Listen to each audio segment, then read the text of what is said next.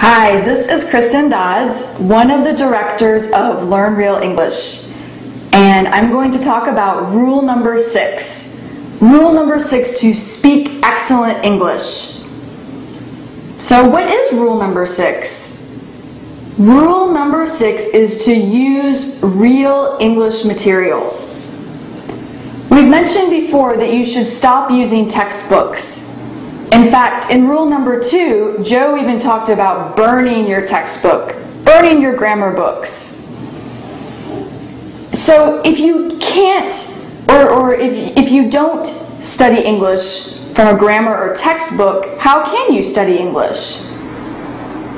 How can you learn English without a grammar or textbook? By using real materials. Now, what do I mean by real materials? Well, I mean real materials for native speakers, or materials similar to what native speakers would use. For example, if you like to read, and I highly recommend that, reading is very good for learning English. If you like to read and you're going to read English, don't read textbooks. Don't read textbooks. Make sure that you find something that's easy enough to read, and read something such as an English storybook or an English novel. Just make sure that you pick something that's interesting to you, that you like. Also, for listening, and if you'll remember, we've talked about how listening should be 80% of your learning. Don't listen to textbook CDs. Don't listen to people acting out a dialogue as if they're talking in a real conversation. Why? Why would you not want to listen to a textbook CD or listen to actors acting out a dialogue? Because it's not real normal English. You want to listen to people who are speaking naturally, normally. A great example are podcasts. Now, you can either listen to a podcast about English or find a podcast that is about a topic that you really enjoy or you're really interested in. Could be a podcast about adventures or whatever, motorcycles, whatever you have an interest in. Also, audiobooks are a great way for listening to real English. And what is an audiobook? An audiobook is someone who is reading a book.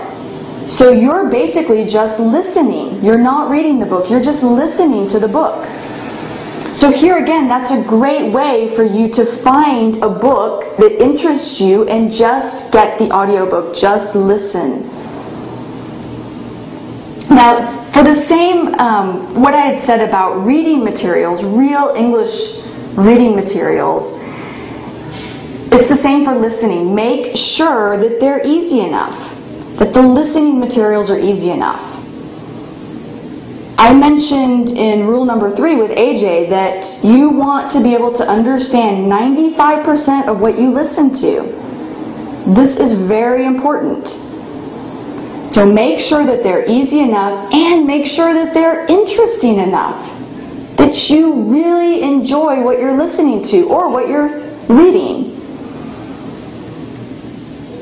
Now, you may have to start with a child's audiobook, and that's okay, because again, you want to make sure that you're understanding 95% of it.